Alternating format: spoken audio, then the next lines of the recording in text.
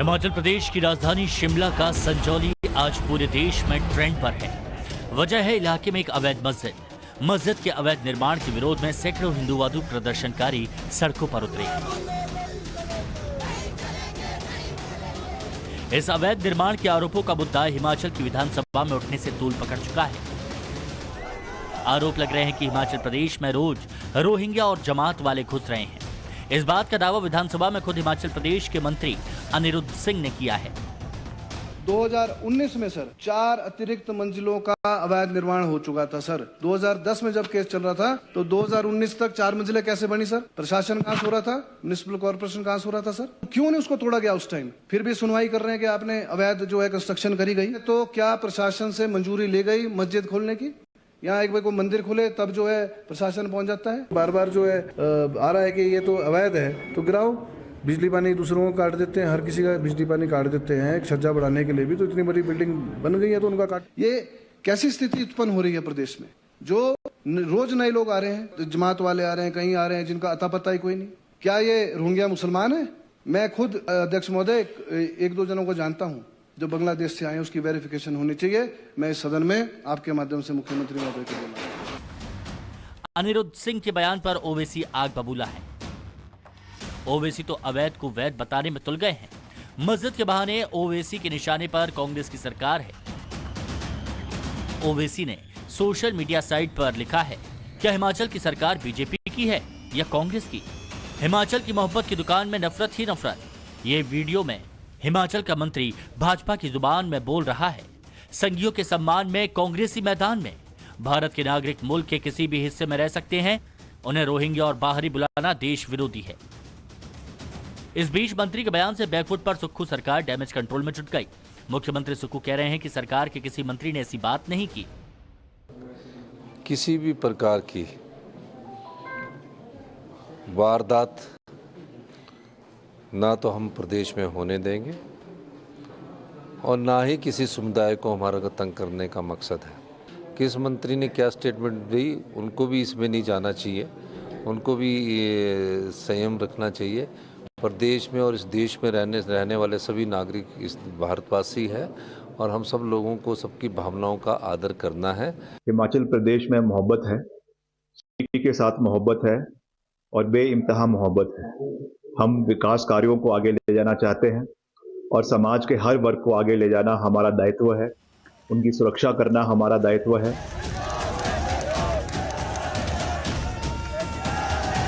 सरकार भले कुछ भी कह रही है, लेकिन शिमला की जनता का गुस्सा जायज है। इलाके की जनता का कहना है कि वहां बसे लोग बाहरी हैं और उनके रहने से उनके परिवारों को कई दिक्कतों का सामना करना पड़ रहा है।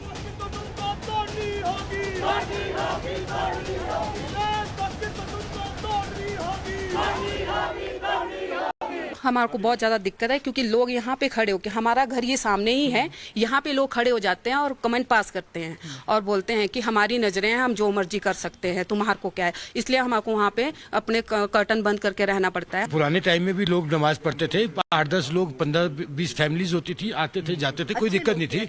अभी भी है वो लोग, पर वो लोग यहाँ नजर नहीं आते। अब तो सारे नए चेहरे नजर आ रहे हैं, मैक्सिमम लोग बाहर से हैं। और ये टॉयलेट्स हैं, इसके डोर ओपन रखे, इनके टॉयलेट्स के जो डोर है वो हमारे विंडो की तरफ है।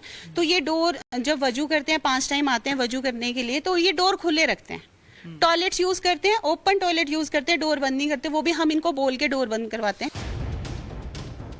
दरअसल कुछ दिनों पहले 2 पक्षों में सांप्रदायिक तनाव पैदा हुआ था।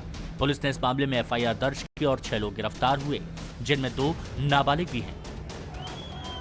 लेकिन हिंदू पक्ष के लोग मान रहे हैं कि संजौली में इस तनाव के पीछे मस्जिद और वहां पर बढ़ रही मुस्लिम आबादी है। सवाल है, क्या पहाड़ी राज्यों की डेमोग्राफी बदलने का खुला खेल चल रहा है? क्या अवैध तरीके से रोहिंग्या मुसलमानों को बसाया जा रहा है? सवाल यह भी है कि अवैध निर्माण के मसले पर ओवैसी को मोहब्बत की दुकान में नफरत क्यों दिखी? Bureau report, times now Navbharat. Report आपने देखी। जो मेहमान हमारे साथ जुड़े हैं उनसे हम आपको मिलवाते हैं। आचार्य विक्रमादित्य जी हिंदू धर्मगुरु हमारे साथ में जुड़े हुए हैं। शिवानी दुर्गा हिंदू धर्मगुरु हमारे साथ में हैं। स्वामी अमृतानंद हिंदू धर्मगुरु हमारे साथ में हैं। मौलाना साजिद रशीदी साहब इस्लामिक स्कॉलर हैं हमारे साथ में। हाफिज नूर अहमद अजहरी साहब इस्लामिक स्कॉलर और तानिश कुरैशी जी AIMIM के प्रवक्ता हमारे साथ में जुड़े हुए हैं। आप सभी का बहुत स्वागत है। शिवानी दुर्गा जी, आपने सुना होगा जो लोग हैं वहां पर, वो ये कह रहे हैं कि पहले भी लोग बाग आते थे, शांति से नमाज पढ़ते थे, कहीं कोई दिक्कत नहीं थी, लेकिन अब वो पुराने लोग जो परिवार थे वो लोग नहीं आते हैं। अब नए नए लोग, नए नए चेहरे दिखते हैं। और बाकी जो चीज़ उन्होंने बताई है, जो बारीकियां जो बताई हैं जिससे बहन बेटियों को दिक्कत होती है, वो भी यहाँ पर रखा गया है। पहाड़ों से शायद आपका भी ताल्लुक है, मुझे एक बात बताइए, क्या वाकई डेमोग्राफी चेंज करने की कोशिश हो रही है जैसे आरोप लग रहे हैं? जी, हर हर महादेव। और गणेश चतुर्थी आ रही है, उसकी बधाई आप सभी को।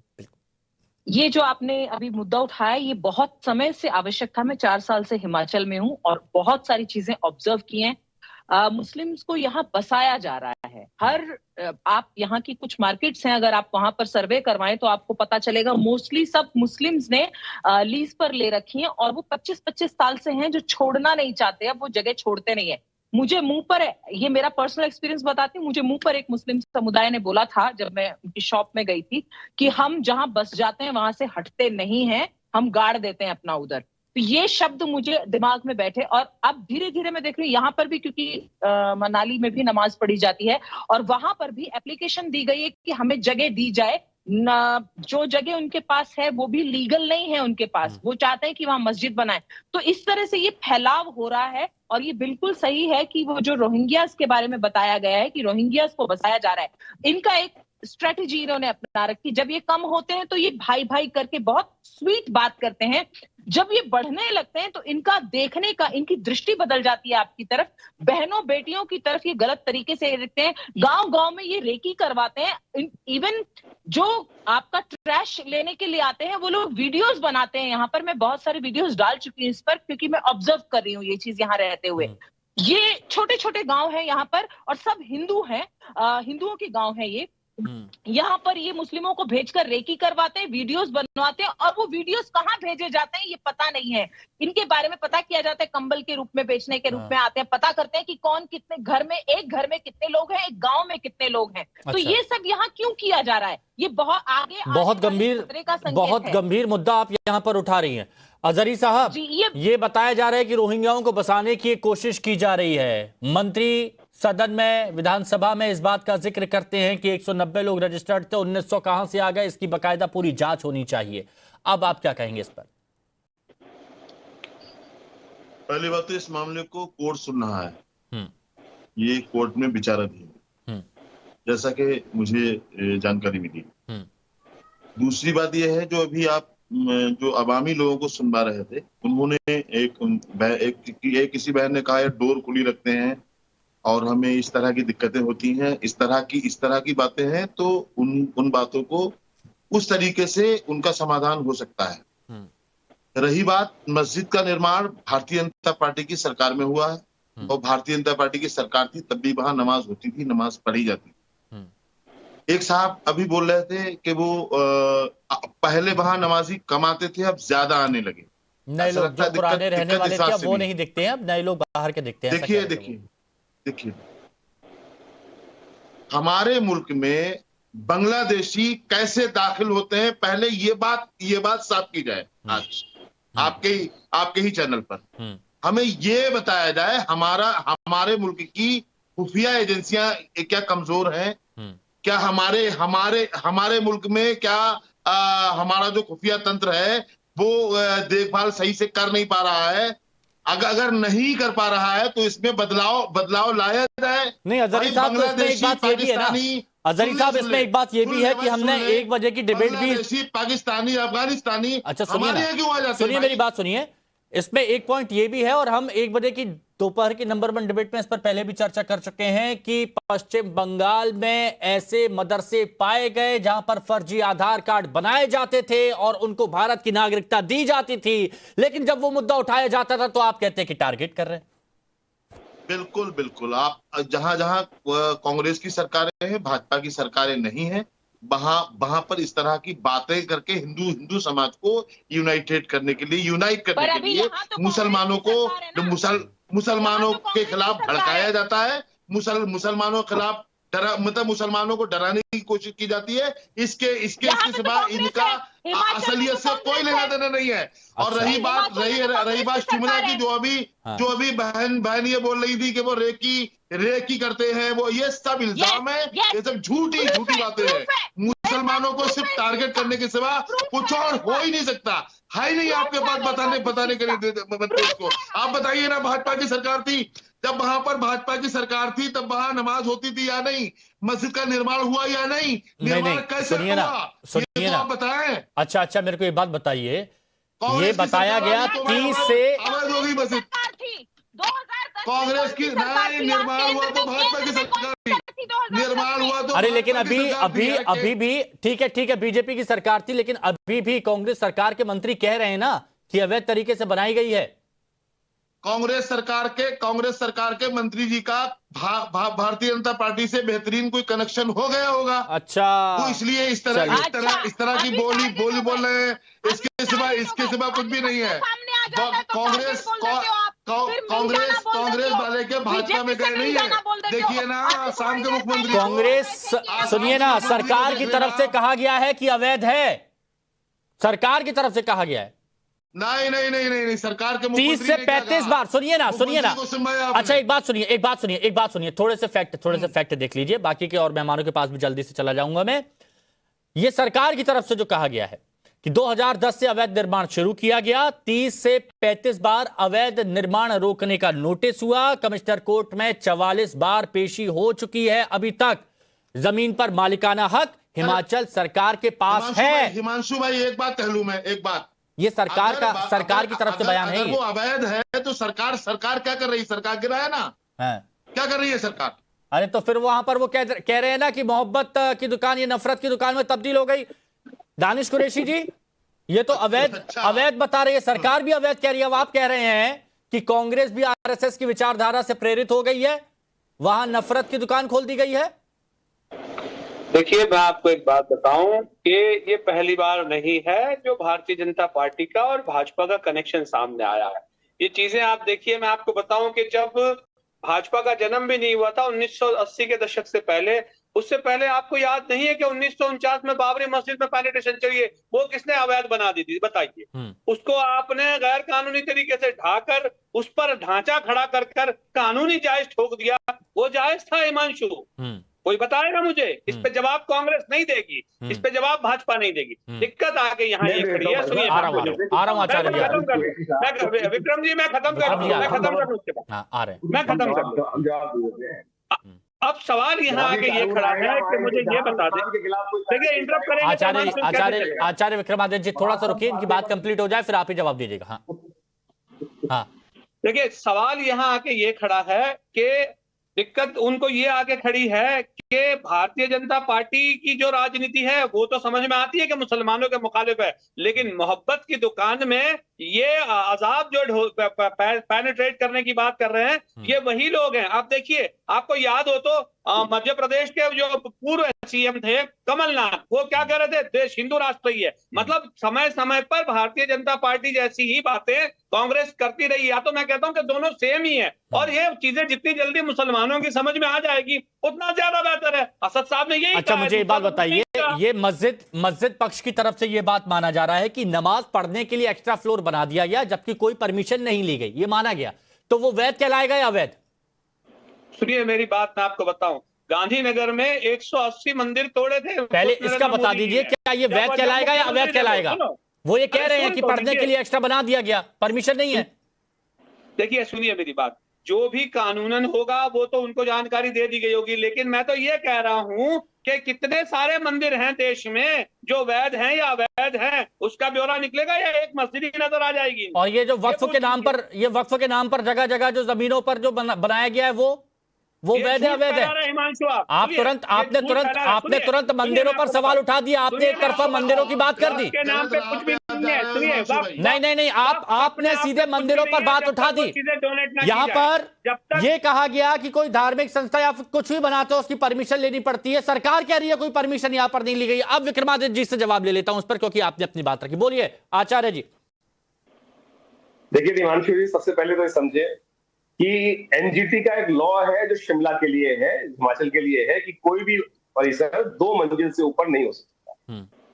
भाई साहब बैठे हुए हैं सामने, महाराज बैठे हुए हैं, उनसे पूछिए कि वहां कितनी मंजिल दिखाई दे रही है सामने। पढ़ के आए हो कि नहीं पढ़ के आए? एनजीटी का लॉ भी गलत है। मैं जवाब दे दूंगा। अरे मैं जवाब दे अरे दूंगा। जवाब क्या दोगे? एनजीटी का आप तुम जवाब दे चुके ना, मुझे सुन लो। आप गलत अब तुम जवाब अभी छाती पीट चुके, मेरी सुन लो। छाती पीट चुके ना, अब मेरी बात सुन लो। एनजीटी का लॉ है कि शिमला के अंदर कोई भी परिसर 2 मंजिल से ऊपर नहीं हो सकता।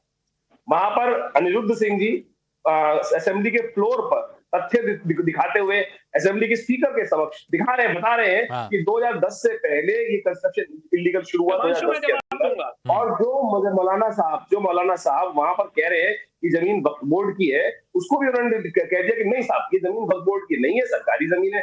फ्लोर ऑफ द हाउस उन्होंने ये बात प्रूव करी है, सामने कागज दिख रहे हैं, लेकिन ये मानने को स्वीकार नहीं, क्योंकि इनको एक आदत पड़ चुकी है कि जो भी इस्लाम के खिलाफ बोलेगा वो कोर्ट को नहीं मानते। अभी आपके अच्छा ठीक है, इसमें एक चीज सुनिए ना, एक चीज अपडेट आचार्य विक्रमादित्य जी सुनिए ना, आपकी बात कंप्लीट करूंगा, लेकिन इसमें एक चीज यहां पर जरूर अपडेट होना चाहिए कि एनजीटी के नवंबर 2017 के आदेशों के तहत 2.5 मंजिला मकान बनाने की शर्त थी। नया प्लान लागू सुनिए ना, नया प्लान लागू होने से इस एरिया सुनिए ना, नया प्लान लागू होने से इस एरिया में 3 मंजिल प्लस एटिक बना सकेंगे। आगे का जवाब दो हिमांशु, आगे का जवाब दो हिमांशु, आगे का जवाब दूंगा। अरे भाई तो मुझे बताओ ना कि विक्रमा जी जो कह रहे हैं ना, वो तो उनके पास तो जानकारी का अभाव है, लेकिन दूसरे नंबर की बात मैं आपको बताऊं। अरे तो जमीन है नहीं तुम्हारे नाम पर, नक्शा तुमने पास कराया नहीं तो बिल्डिंग इलीगल है भैया। ये बात है और यही यहां पर कही जा रही है। लेकिन सबसे बड़ा आरोप आचार्य विक्रमादित्य जी सबसे बड़ा आरोप ये कहा गया कि किसको लाके बसाया जा रहा है, इसकी जांच होनी चाहिए, ये सरकार मांग कर रही है। मैं आपको एक वाक्य डाल देता हूँ, ये हुआ क्या है यहाँ पर। आ रहा हूँ 2 और मेहमान हैं। एक विक्रम सिंह नाम का लड़का था जिसको वहां पर एक गुलनाज नाम के व्यक्ति ने पीटा अपने साथियों के साथ मिलकर, और उसके बाद वो मस्जिद में छुप गया। अभी आपने यहाँ पर अपने चैनल के ऊपर बाइट्स दिखाई कि लोग किस प्रकार से वहां यूरिनल का उपयोग करते हैं, बाथरूम का उपयोग करते हैं। इनका एक सिंगल लाइन एजेंडा है कि लोग छोड़ के भाग जाए, हमारा तो कुछ बिगाड़ नहीं सकता, हम जाके छुप जाएंगे वहां पर। और ये इतिहास लगातार दर्ज होता रहा है। यहाँ पे मानने की बात ही नहीं हो सकती है। तथाकथित तौर पर जिस प्रकार का खेल है, रोड बंद कर दो, सड़क बंद कर दो, रास्ते बंद कर दो, और जहां हम रहेंगे हमारे अलावा कोई रहेगा नहीं, ये जो फॉर्मूला लगातार चलाते हैं और भयावह स्थिति दिखाने का प्रयास करते हैं। ठीक है मौलाना साजिद रशीदी साहब, ठीक है मौलाना साजिद रशीदी जी, अवैध मस्जिद कहा जा रहा है सरकार की तरफ से, और यह कहा जा रहा है कि अब लोगों की तादाद यहां पर बढ़ती जाती है। 2001-2011 के आंकड़े जनसंख्या के देखे गए तो हिंदुओं की आबादी में गिरावट, मुस्लिमों की आबादी बढ़ती गई। ये जो आंकड़े हैं उनके बारे में बात की जा रही है, जो ग्राफिक्स भी चल रहे हैं यहां पर, इस पर आप क्या कहेंगे जो विरोध हो रहा है यहां? मौलाना साजिद रशीदी जी, ये विरोध हो रहा है। देखिए वो जमीन वक्फ बोर्ड की है, सरकार की जमीन नहीं है। हाँ मैं बोल रहा हूँ, हाँ मेरी आवाज आ रही है आपको? आ रही है, बिल्कुल बोलिए। वो जमीन वक्फ बोर्ड की है, मैं फिर कहता हूं सरकार की नहीं है। और अगर वो अवैध जमीन पर बनाई गई थी तो 10 साल तक बीजेपी सरकार रही। बीजेपी सरकार ने क्या किया उसका ब्यौरा बीजेपी सरकार से ले लीजिए। दूसरी बात यह है, ये जिस तरह के इल्जाम तराशी की जा रही है ना कि रोहिंग्या फला फला, इनको यही पता नहीं बांग्लादेशी घुसपैठिए क्या होते हैं, रोहिंग्या क्या होते हैं। तीसरी बात यह है, जो फुटपाथों पर मंदिर बना लिए जाते हैं, पीपल के पेड़ के नीचे मंदिर बना लिए जाते हैं, उसकी परमिशन कहां से ली जाती है भाई? मुसलमान तो नहीं आवाज उठाता, मुसलमान तो आवाज नहीं उठाता कि भाई आपने मंदिर कैसे बना लिया। किसी मुसलमान ने आवाज उठाई? नहीं, पहले इनकी बात हो जाने दीजिए प्लीज, इनकी बात हो जाने दीजिए, तुम्हें बोलने की। इनकी बात हो जाने दीजिए। क्या बीमारी है बीच में बोलने की? बोलिए, ये क्या बीमारी है तुम्हें बीच में बोलने की? अपने नंबर पे तो तुमसे बोला नहीं जाता, अनाप शनाप बोलते, झूठी बातें रखते हो। ये बीमारी है तुम्हारे अंदर। सुनो सुनो, सुनने की ताकत रखो, सुनने की ताकत रखो, बीच में नहीं बोला करते किसी के। अभी तक बीमार हुए आपने एक झूठ बोल दिया। सुनिए ना, सुनिए, ऐसे बात नहीं हो पाएगी, रुकिए। कुछ और है। अच्छा नहीं, ठीक है, अगर ये वाली बात हो रही है मौलाना रशीदी, चुप करो यार हिमांशु। इनको शांत किया मैंने, इनको शांत किया। आपने कहा वो वक्फ की जमीन है, लेकिन वक्फ की अगर जमीन है तो वहां पर बिना इजाजत के निर्माण हो सकता है? आप कौन है ये बताइए, ये निर्माण की इजाजत वक्फ से लेनी पड़ती है?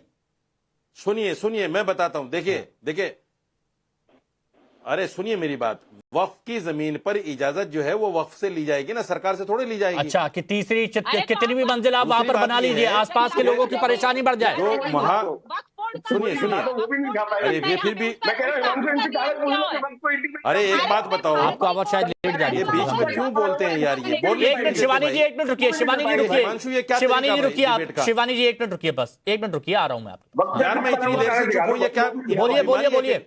इनको मुसलमानों फोबिया हो गया। ये मुसलमानों फोबिया से ग्रस्त हैं ये लोग।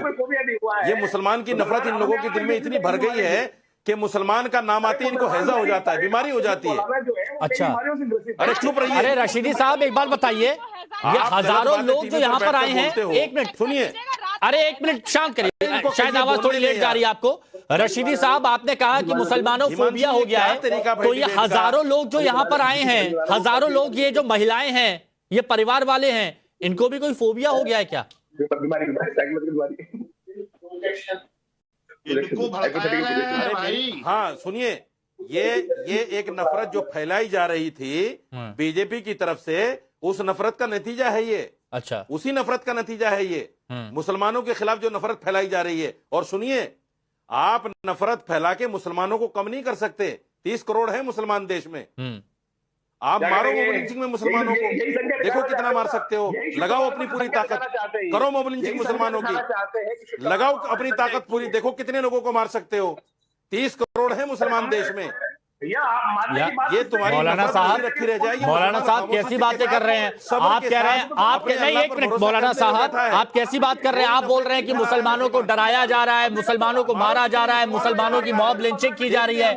भाई आप लोग तो बहुत तेजी के साथ बढ़ रहे हैं, ये आंकड़े बता रहे हैं, ये आंकड़े बता रहे हैं। आप लोग तो बहुत तेजी के साथ बढ़ रहे हैं और आप बोल रहे हैं कि दबाया जा रहा है, मारा जा रहा है, मॉब लिंचिंग की जा रही है, सताया जा रहा है। ये क्या है? स्वामी अमृतानंद जी, बढ़ने से कौन रोक सकता है? हिमांशु, स्वामी अमृतानंद जी, हिमांशु, हमें बढ़ने से कौन रोक सकता है? क्या कोई ऐसा कानून है कि हम बढ़े ना? जी हिमांशु जी, कि हम ना बढ़े, ऐसा कोई कानून हिमांशु जी बढ़ेंगे नहीं, लेकिन गलत तरीके से जो बाहर से बसाए जा रहे हैं, इस पर सवाल उठाए जा रहे हैं। स्वामी अमृतानंद जी आप बोलिए। हिमांशु जी एक मिनट रुकिए है ना, दानिश जी रुकिए, मैं आप लोगों को जवाब देता हूँ। थोड़ा सा पेशेंस रखिए। मैं 1 घंटे यहाँ कब से बैठा हुआ हूँ, मेरे को तो सुनो। अब आप ही की बारी है, स्वामी अमृतानंद जी बोलिए। साजिद जी, आग कौन फैला रहा है? आपकी वाणी से दिख रही है। आग कौन लगाता है? आपकी वाणी से दिख रही है। हम लोगों को ग्लोबली तरीके से देखना चाहिए। एक तरफ देखिए, आसाम में पिछले 10-12 साल में मतलब तुम मुसलमानों को मारो, अगर हम शिकायत भी करते हैं तो हम आग फैला रहे हैं। की आबादी हो गई। ये बच्चा पैदा करने का कौन सा आंकड़ा है? पूरे विश्व के जो हमारे देश को जलाने वाली मानसिकता रखने वालों के लिए तथाकथित भारत का अल्पसंख्यक वर्ग उनका साथी बना हुआ है। वो चाहे आतंकी हमले होते हैं तो ये होते हैं, पत्थरबाजी होती है तो ये होती है, विदेशी फंडिंग तो इनका निकलता है। चारों तरफ आप देखिए, केवल हिमाचल नहीं, पूरा उत्तराखंड देख लीजिए, आसाम देख लीजिए, जो पर्वतीय क्षेत्र है वहां पर इतनी तेजी से इनकी जनसंख्या बढ़ी है। कोई भी मानवीय शक्ति भैया इस तरह से बच्चे तो पैदा कर नहीं सकती। ये लोग इसी तरीके से जो दुनिया में 57 देश बनाए हैं, भारत में सनातन हिंदू धर्म को टारगेट कर। अभी देखिए उत्तर प्रदेश में क्या निकला, एक मदरसे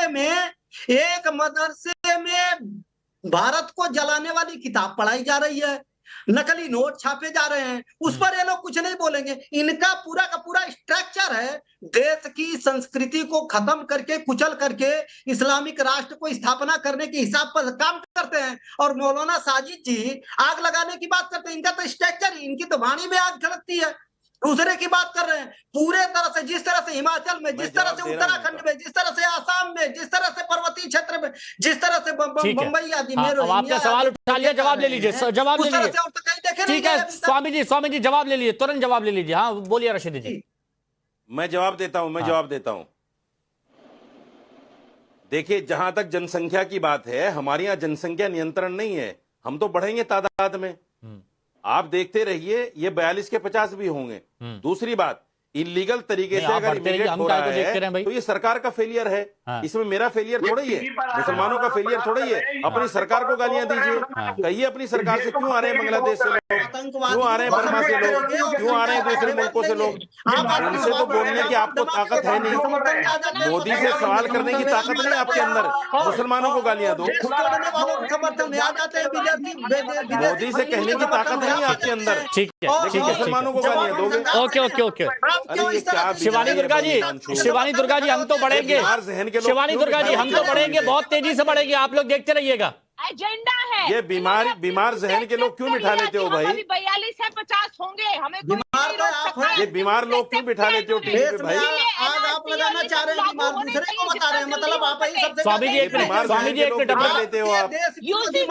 शिवानी दुर्गा जी की आवाज स्वामी जी की डाउन। हाँ व्यक्ति हैं। हाँ हाँ शिवानी जी, जी देखिए, उन्होंने अपने मुंह से स्वीकार कर लिया। ये बीमार जहन के लोग बिठा लेते हो, ना सुनते हैं ना सुनने देते हैं। इसीलिए भारत में जल्दी से जल्दी यूसीसी कानून लागू हो जाना चाहिए ताकि ये कंट्रोल किया जा सके। नहीं तो ये भारत जैसे इन्होंने 57 देश बना रखे हैं, इसी तरह संख्या बढ़ा कौवे के कोसने से ढोर नहीं मरते हैं। इनका वही तो एजेंडा है। कौवे के कोसने से ढोर नहीं मरते मैडम। आप ढोर बोल रहे हैं खुद को? मैडम मैं हूं नहीं। मैडम कौवे के कोसने से ढोर नहीं मरा करते। अंकल जी बोलूं आपको? अंकल जी आप क्या खुद को ढोर बोल रहे हैं? मौलाना साहब मरा करते। आप खुद को ढोर बोल रहे हैं क्या? नहीं, कौवे के कोसने से ढोर नहीं मरा करते। हमारे कौवे के कोसने से ढोर नहीं मरा करते। आप जैसे पता नहीं कितने लोग बोलते हैं। गरजने वाले बादल नहीं है, बरसते भी है, दिख जाएगा।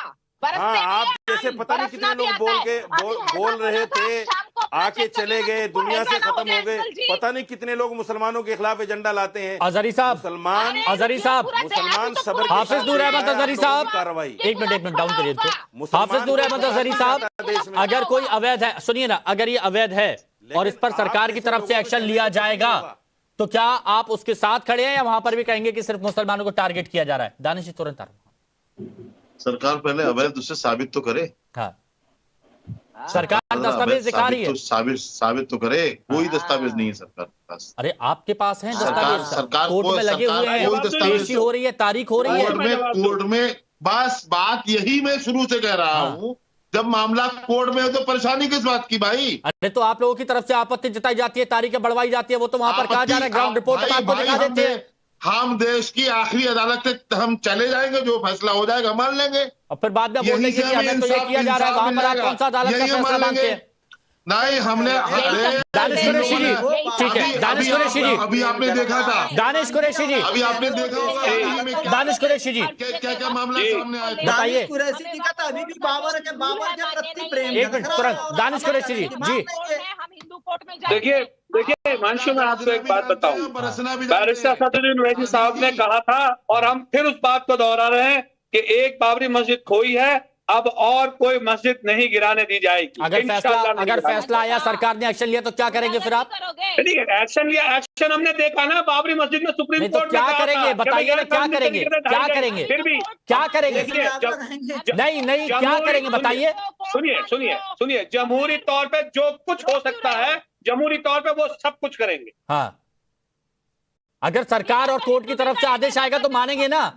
अरे जमहूरी तौर पे जो कुछ, अगर कोर्ट ने कह दिया कि दस्तावेज नहीं है, कागज नहीं है, तो आप हटा दीजिए, ये मंजिल हटा दीजिए, तो मानेंगे? अच्छा, आरएसएस के दस्तावेज या फिर आ जाएंगे यहाँ? आरएसएस के दस्तावेज? अरे आप इधर का बता दीजिए, उधर आपको दिक्कत है, कोर्ट चले जाइए आप भी। आरएसएस के दस्तावेज हैं आपके पास? तो आरएसएस के पास कोर्ट चले जाइए आप, यहाँ तो कोर्ट मामला पहुंच गया ना। आरएसएस के दस्तावेज हैं आपके पास? अरे मैं क्यों आरएसएस का विचारक थोड़ी ना हूं, ना प्रचारक हूं मैं तो आरएसएस का, लेकिन यहाँ पर मैं बोल सकता हूँ क्योंकि रिपोर्ट कवर कर रहे हैं हम। तो आइए आप भी सदस्यता लीजिए। अब बताइए, स्वामी अमृतानंद जी, स्वामी अमृतानंद जी, स्वामी अमृतानंद जी, एक फाइनल कमेंट बताइए। ये इतने सारे लोग हैं, क्या इन सारे लोगों को भड़काया गया है? स्वामी अमृतानंद जी, शॉर्ट में, जल्द से जल्द।